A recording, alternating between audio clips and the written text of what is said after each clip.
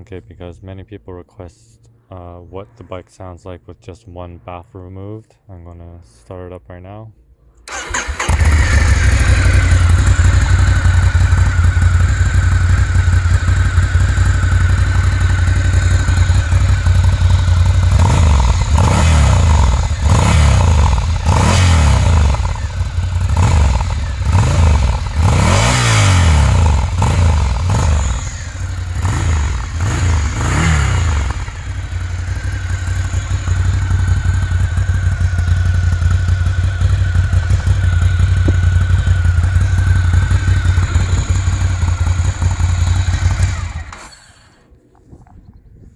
So it is considerably louder than having both baffles in, but you can't take both baffles out because the heat shield here actually bolts into the baffle, which is a sort of a cost-saving measure, of course. So I had both baffles out, but it just doesn't work because the heat shield will rattle like crazy. Plus, you notice there's not enough back pressure.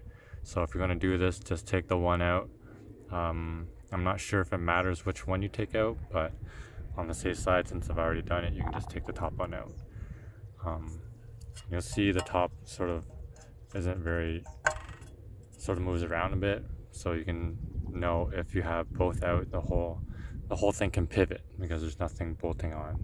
So I think you actually can only take the top one out because the bottom one is more of an anchor. Anyways, hope that helps. Thanks for watching.